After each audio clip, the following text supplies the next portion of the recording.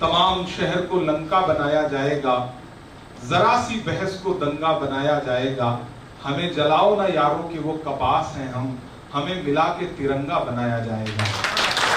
तो अल्पसंख्यक विभाग एक प्रयास कर रहा है और उस प्रयास में मैं अपने तमाम मेहमानों का शुक्रिया अदा करूंगा कि जिन्होंने आज अपना कीमती वक्त दिया है और आज के इस पैनल डिस्कशन में शामिल हुए हैं।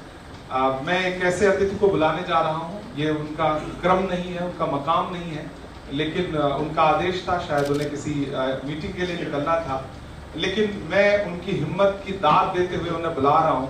अभी जब जहांगीरपुरी का मामला आप सबने देखा तो मैंने भी आदरणीय के राजू जी से, पार्टी के अपने सीनियर नेताओं से गुजारिश की कि एक डेलीगेशन बनना चाहिए और डेलीगेशन जा करके वहां ये जो कार्रवाई चल रही है, जो डराने की कार्रवाई चल रही है, इसके खिलाफ कांग्रेस का प्रतिनिधिमंडल जाना चाहिए। और मुझे खुशी है कि आदरणीय अजय माकन जी ने खुद से आगे बढ़कर के पहल की और वहां जो मीडिया को उन्होंने बाइट दी, मैं साथ में मौजूद था, मैं उन्हें एक बार फिर से सैल्यूट करता हूं। चूंकि वो अर्बन मिनिस्टर रह चुके हैं देश के, तो उन्होंने जो लॉ मीडिया को बताए और उसके बाद बहुत सारी चीजें हैं जो खुद आज यहाँ पर बताएंगे, आप उनसे सुनेंगे तो आपको समझ में आएगा कि ये जो जमींदोज करने की जो कार्रवाई है वो कितनी जो है वो गैर कानूनी है, डॉक्टर बाबा साहब भीमराव अंबेडकर के संविधान से उल्टी है।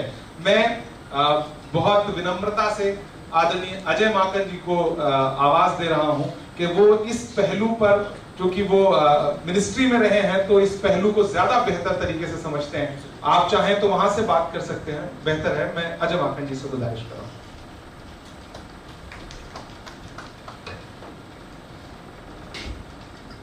आदरणीय पुरुषोत्तम अग्रवाल साहब, सलमान खुर्शीद साहब, राजू जी, इमरान प्रतापगढ़ी जी, मंच पर उपस्थित हमारे सम्मानित गण, यहाँ पे उपस्थित तमाम साथियों भाइयों, एक बहुत ही महत्वपूर्ण विषय पे आज इमरान भाई ने मुझे यहाँ पर आने के लिए न्योता दिया और ये केवल एक जहांगीरपुरी का मुद्दा नहीं है, बल्कि जो शब्द बुलडोजर है, शहरी विकास मंत्री रहते हुए मैंने इसको बहुत नजदीक से देखा और मेरे अपने इसके बारे में विचार हैं जो हो सकता है कि कुछ लोगों से जो यहाँ पर बैठे हैं या बाहर हैं उनसे थोड़े से अलग हों, लेकिन मैं शुरुआत में आप सब लोगों के बीच में रखना चाहता हूं कि हमको ये समझना पड़ेगा कि ये खास तौर पे भाजपा की सरकारें जो ये कर रही हैं, उन्होंने ये वक्त क्यों चुना और साथ में जहां पे ये हो रहा है वो जगह क्यों चुनी। ये दोनों चीजें जब हम सबसे पहले इसको हम सोचेंगे तो हमारे को उत्तर मिलना शुरू होगा। हम सब लोग जानते हैं कि आज हमारे देश के अंदर महंगाई चरम सीमा पर है। इतनी महंगाई आज तक के इतिहास में कभी भी नहीं हुई और आगे जिस तरीके से रूस यूक्रेन का युद्ध चल रहा है, महंगाई और बढ़ती जाएगी। और जिस तरीके से सरकार का काम है और बड़े बड़े कॉर्पोरेट हाउसेस को जो टैक्स में रिलैक्सेशन दिए गए हैं और उसके बदले जो साधारण लोगों के ऊपर टैक्स का, जीएसटी का बोझ बढ़ाते जा रहे हैं, एक्साइज बढ़ाते जा रहे हैं, आगे ये महंगाई रुकने वाली नहीं है और तेजी से बढ़ेगी और उसका असर आगे आने वाले समय में आप बहुत तेजी से देखेंगे। और यही नहीं, साथ साथ में बेरोजगारी चरम सीमा पे, बेरोजगारी भी ऐसी कोविड के बाद में कि अच्छे खासे लोग जो छोटे छोटे जिन लोगों के पास में अपने रोजगार या जो अपना काम धंधे वाले थे, सबके सब लोगों के काम धंधे और रोजगार खत्म होने शुरू। तो जब आज ऐसी स्थिति है, हमारे देश के अंदर लोकतंत्र के अंदर नरेटिव सेट किया जाता है, लोगों के अंदर चर्चाएं सेट करी जाती हैं और ऐसे समय में जब चुनाव जहां पर होंगे और वहां पर लोगों के बीच में ये महंगाई और बेरोजगारी का मुद्दा ना हो, उससे बड़ा क्या मुद्दा लेकर के आए जिससे कि ये सत्ता के अंदर रह सके, सत्ता में बरकरार रह सके, सीधे सीधे उसकी तरफ ये सरकार चल रही है 80 वर्सेस 20 करें, पोलराइजेशन करें, ध्रुवीकरण करें और लोगों का दिमाग उस तरफ लेकर के जाए ताकि सत्ता के अंदर किसी ना किसी तरीके से काबिज हो। इसलिए दिल्ली के अंदर अभी हुआ, कर्नाटक के अंदर आप आगे देख रहे हैं, जहां जहां चुनाव हुआ, यूपी के अंदर इन्होंने पहले इस तरीके से किया। ये चुनाव के साथ में समय और उसके साथ में जोड़ करके देखा जाना चाहिए। सबसे पहले ये सरकार की और भाजपा की सोच है, लेकिन हम लोगों की क्या सोच है? क्या हमको इसको धर्म के चश्मे से हम लोगों को भी देखना चाहिए? क्या हमको इसको कास्ट के चश्मे से हमको भी इसको देखना चाहिए? अगर हम भी धर्म के चश्मे से इसको देखें तो हम भी कहीं ऐसा तो नहीं कि ध्रुवीकरण के अंदर और आग में घी डालने का काम कर रहे हैं जो भाजपा चाहती है। यह भी हमको सोचना होगा। और मेरा मानना यह है कि ये कास्ट वॉर नहीं है, ये रिलीजियस वॉर नहीं है, ये क्लास वॉर है। ये गरीब और अमीर की लड़ाई है। और अमीर चाहे किसी भी जाति का और धर्म का हो, वो कहीं ना कहीं से पुलिस को मैनेज करके, कॉर्पोरेशन को मैनेज करके, बड़े से बड़े वकील को खड़ा करके बुलडोजर के आगे वो रुकावट पैदा कर देता है। लेकिन गरीब चाहे किसी भी धर्म और किसी भी जात का हो, वहां पर बुलडोजर चलता ही चलता है, उसको रोका नहीं जा सकता। ये बात, और मैं ये क्यों बोल रहा हूं? हम सिर्फ एक जहांगीरपुरी की बात हम क्यों करें? हम सिर्फ एक कर्नाटक में या यूपी के या कुछ उन हिस्सों की बात क्यों करें? हम क्यों नहीं दिल्ली के अंदर? मैं वापस बात शुरू करना चाहूंगा। दिसंबर 2015 में रेलवे साइडिंग सराय रोहिला के पास में सीमेंट गोदाम में, वहां पर रेलवे ने, दिल्ली पुलिस ने, दिल्ली सरकार ने मिलकर के कार्रवाई करी। 5000 लोगों को बेघर कर दिया, 1200 झुग्गियां तोड़ दी।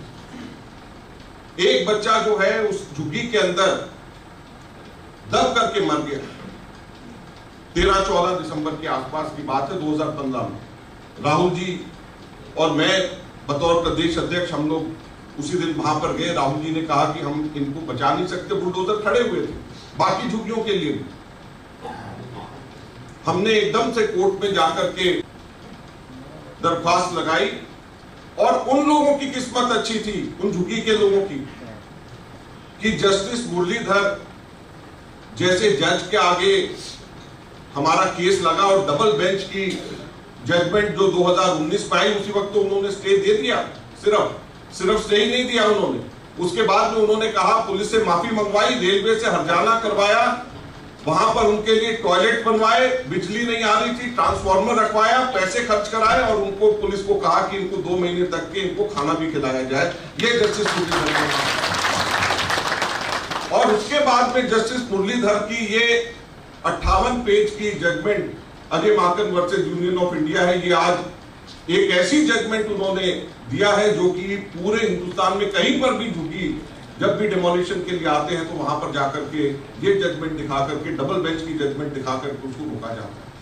और इस जजमेंट का जो शुरुआत, जो पहला पैरा उन्होंने करा है, मैं सिर्फ वो पढ़ करके अंग्रेजी में पढ़ूंगा और उसके बाद में हिंदी में बताऊंगा।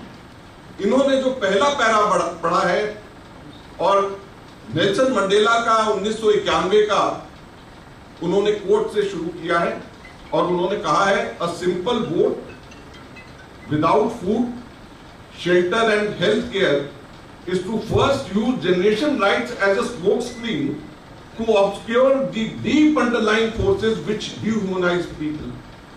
It is to create an appearance of equality and justice while by implication socio-economic inequality is entrenched.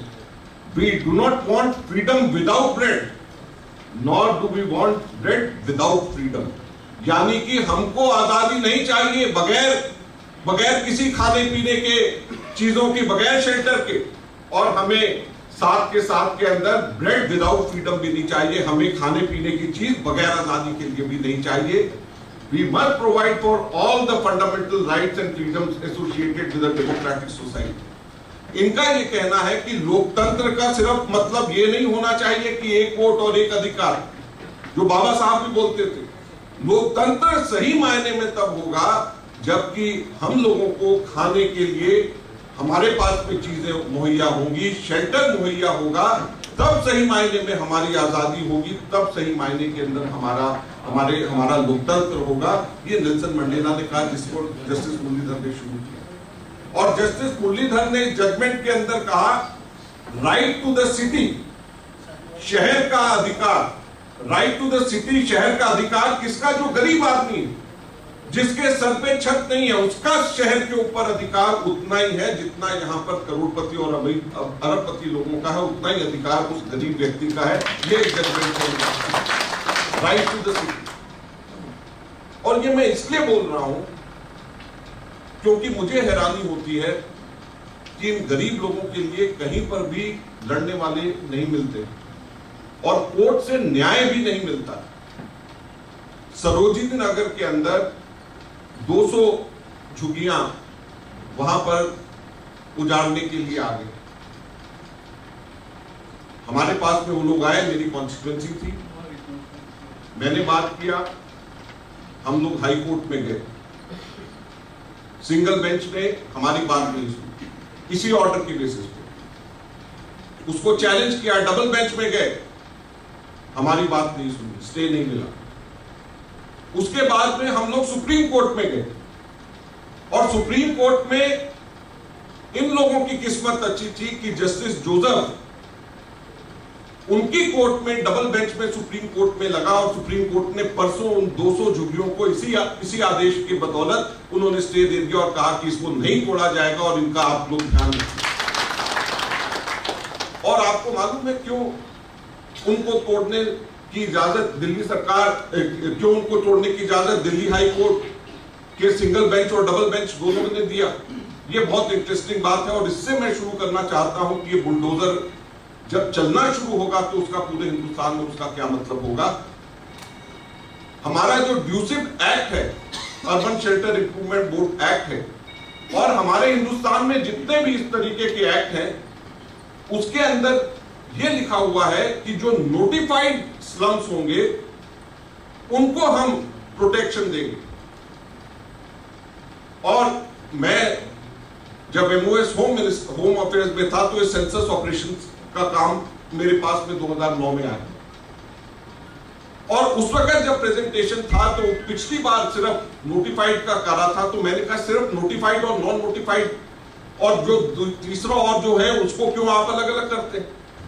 लिहाजा 2013 के अंदर पूरे हिंदुस्तान का 2011 की सेंसस की जो रिपोर्ट आई वो मैं आपको बताना चाहूंगा और उससे आप अंदाजा लगाएं कि कितनी झुग्गियों को शेल्टर, कितनी झुग्गियों को का बचाव और कितनी झुग्गियों का बचाव नहीं होगा।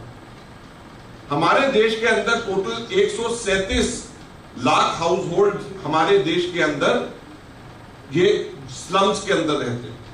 अगर 5 से मल्टीप्लाई कर ले तो हमारे देश के अंदर 6.25 करोड़ के करीब लोग शहरों के अंदर स्लम्स में रहते हैं।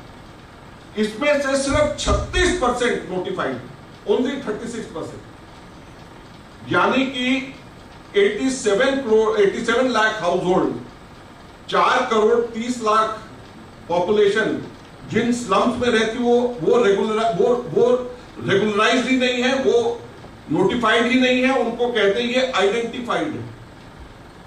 तो आइडेंटिफाइड स्लम्स अलग, रिकॉग्नाइज्ड स्लम्स अलग, नोटिफाइड स्लम्स अलग और प्रोटेक्शन सिर्फ नोटिफाइड स्लम्स को।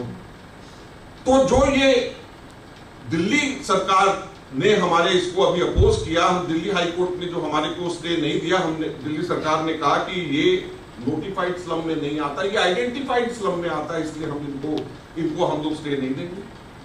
अब आइडेंटिफाइड स्लम्स में वो इसलिए आता है क्योंकि सरकार की उसमें कमजोरी है, सरकार ने नोटिफाई नहीं किया। उनके पास 40 साल पुराने उनके पास में राशन कार्ड, 40 साल पुराने उनके पास में प्रूफ है, वोटर्स के लिस्ट के अंदर उनका नाम है, लेकिन अगर उनको नोटिफाई नहीं किया तो उसके अंदर उनकी क्या गलती है? सरकार की गलती, और सरकार ही उनको आगे से उनको तोड़ने के लिए कर रही है। तो ये मैं इसलिए बोल रहा हूं कि हर जगह के ऊपर कहीं ना कहीं पे किसी ना किसी तरीके से रोड़ा है, और अगर जब बुलडोजर निकलेगा तो वो कोई जात, कोई धर्म नहीं देखेगा, वो सब जितने भी जो गरीब लोग हैं जो अपने आप को डिफेंड नहीं कर सकते उन सभी के ऊपर फिरेगा। तो इसलिए अगर कोई ये खुश हो रहा है ये सोच करके कि हम तो इस जात से बाहर हैं, हम इस धर्म से बाहर हैं, तो उसको समझ लेना चाहिए कि आज अगर बुलडोजर यहां पर है तो कल उसके यहां पे भी आएगा, कोई उसको रोक नहीं सकता। दिल्ली के अंदर जहांगीरपुरी में जो ये हुआ, जहांगीरपुरी क्या है? जहांगीरपुरी एक रीसेटलमेंट कॉलोनी। दिल्ली के अंदर 17 लाख लोग दिल्ली के अंदर रीसेटलमेंट कॉलोनीज में रहते हैं, और ये 17 लाख लोग ज्यादातर रीसेटलमेंट कॉलोनीज दिल्ली के अंदर 1960 और 1985 के बीच में बने थे। 44 रीसेटलमेंट कॉलोनीज, उसके बाद 11 और बन गई या 55 रीसेटलमेंट कॉलोनीज, जहां पे 17 से 20 लाख लोग रहते हैं। ये रीसेटलमेंट कॉलोनीज वो हैं जहां पे 25-25 गज के झुग्गी वालों को वैकल्पिक मकान पहले प्लॉट्स दिए गए, अब 12.5 गज दिए गए। 1960 में जहां पर दिए गए, 64 में 65 में जिस परिवार को दिए गए, वो परिवार उतना तो नहीं रहा होगा, वो परिवार बढ़ गया। मेरे खुद की विधानसभा क्षेत्र जहां पर मैं 3 बार लगातार जीता, रघुवीर नगर, वहां पर में एक भी मकान आप नहीं दिखा सकते जहां पर जरूरत के आधार पे नीड बेस्ड वायलेशन ना करा जाए। तो आज जब एक पड़ोसी कहेगा आपने उसका क्यों तोड़ा, मेरा क्यों तोड़ा, इसका क्यों नहीं तोड़ रहे, इसने भी वायलेशन करी हुई, क्योंकि कोई भी ऐसा नहीं है जहां पे वायलेशन किसी ना किसी तरीके से ना हो। एक बात मैं और अंत में रेहड़ी पटरी के लिए भी कहना चाहता हूं। रेहड़ी पटरी आजीविका संरक्षण कानून, इसको मैंने ड्राफ्ट करके इसमें बहुत सारे चेंजेस करके 2013 में कैबिनेट से अप्रूव करके इसको पार्लियामेंट में लेकर के आया। रेहड़ी पटरी आजीविका संरक्षण कानून 3-4 चीजें कहता है, और सब वकील हैं हमारे सीनियर, मैं आपसे हाथ जोड़ करके अनुरोध करना चाहता हूं कि हमारे इस कानून के अंदर जो स्पष्ट चीजें लिखी हुई हैं, ये मैं अभी आपको सिर्फ पढ़ करके, और जो मेरी इंटेंशन है मैं बताना चाहता हूं, बतौर मिनिस्टर मैंने ये सारी चीजें करी है, प्लीज आप इन सब लोगों को राहत मिलनी चाहिए। सबसे पहले जो प्लान फॉर स्ट्रीट वेंडिंग है, ये कहता है कि ensure that all existing street vendors identified in the survey subject to a norm conforming to 2.5% of the population of the ward, zone, town or city as the case may be are accommodated in the plan for street vending। यानी कि पूरे शहर का 2.5% जितनी street vending spaces आपको identify करनी है और उनको देना है। दिल्ली की 2 करोड़ की आबादी, तो 5 लाख कम से कम वेंडिंग स्पेसेस को आइडेंटिफाई करके इनको दिल्ली में देना चाहिए, ये कहता है। और यही नहीं, आगे इसका 3 सेक्शन 3 सबसेक्शन 3 क्लॉज 3 सबसेक्शन 3 कहता है no street vendor shall be evicted or as the case may be relocated till the survey specified under subsection 1 has been completed and the certificate of vending is issued to all street vendors। Sir, जब तक के सारे street vendors की certification देने की कार्रवाई complete नहीं हो जाती, जब तक ये पूरा सर्वे कंप्लीट नहीं हो सकता, जब तक किसी को हटाया नहीं जा सकता। ये कानून है और ये दोनों चीजें जो है मैंने अपने हाथ से डाली हुई। 2014 में ये कानून बना और अभी तक के दिल्ली के अंदर सर्वे कंप्लीट क्या शुरू तक नहीं हुआ। एक भी जगह कहीं पर भी वेंडिंग जोन आइडेंटिफाई नहीं हुए, नो वेंडिंग जोन कहीं पे आइडेंटिफाई नहीं हुए। तो ये कहीं पर किसी भी स्ट्रीट वेंडर को क्यों हटा सकते हैं, कैसे हटा सकते हैं, चाहे वो जहांगीरपुरी हो चाहे ओखला हो। आज हम लोगों को इनसे ये पूछना चाहिए। दुख की बात ये है, दिल्ली हाई कोर्ट में मैं खुद बतौर मिनिस्टर एप्लीकेशन देकर के मैं जब वहां पर गया, तो जो जज वहां पे सुन रहा था इस केस को स्ट्रीट वेंडर्स का, तो मेरे को बाद में पता चला कि वो जज पहले कॉर्पोरेशन का ही वकील था, वकील से प्रमोट होकर के जज बन गए। अब उसके दिमाग में तो कॉर्पोरेशन वाली ही सारी की सारी बात पहुंच रही और गरीब लोगों के लिए कोई भी वहां पर। मैंने आगे बात करके उसको सुप्रीम कोर्ट में चैलेंज किया, एक बहुत बड़ा वकील हम लोगों ने किया। अनफॉर्चुनेटली जब सुप्रीम कोर्ट में चीफ जस्टिस के सामने मामला आया, तो उसी दिन उस बड़े वकील का पड़ोस में किसी और कोई केस था, तो वो जैसे ही वहां पर गया हमारे को सुप्रीम कोर्ट में हमारे को मदद नहीं मिली। तो मैं इसलिए कह रहा हूं कि गरीब लोगों के लिए लड़ने के लिए हम लोगों को और आप लोगों को आगे बढ़ करके और खास तौर पे कोर्ट में ये लड़ाई हमारे को जरूर लड़नी चाहिए। ये सारे के सारे ये कानून हमारे पक्ष में। कोई भी स्ट्रीट वेंडर एक भी कहीं पर भी हटाया नहीं जा सकता है जब तक पूरे शहर का सर्वे प्रॉपर होके सर्टिफिकेट ऑफ वेंडिंग, दिल्ली में 5 लाख लोगों को सर्टिफिकेट ऑफ वेंडिंग जब देंगे उसके बाद में ये लोग किसी को हटा सकते हैं, ये कानून कहता है। तो आज जब कानून की ये सरकार धज्जियां उड़ा रही है और साथ में उसके अंदर तड़का रिलीजन का भी उसके अंदर लगा देती है ताकि पोलराइजेशन हो जाए और इनको फायदा हो जाए, तो हम लोगों को इसको रोकना चाहिए। और तभी हम रोक पाएंगे जब हम सभी लोगों को, हर धर्म के लोगों को, जात के लोगों को बताएं कि ये गरीब के ऊपर हमला है, उनकी पेट पे हमला है, उनके शेल्टर पे हमला है, उनकी झुग्गी के ऊपर हमला है। और ये बुलडोजर किसी का जात, किसी का धर्म नहीं देखता। एक जगह से जब शुरू होगा तो ये आग कहां तक के जाएगी इस चीज का कोई भी अंदाजा नहीं लगा सकता है। ये मैं सिर्फ कहना चाहता था। आप सब लोगों का बहुत बहुत धन्यवाद।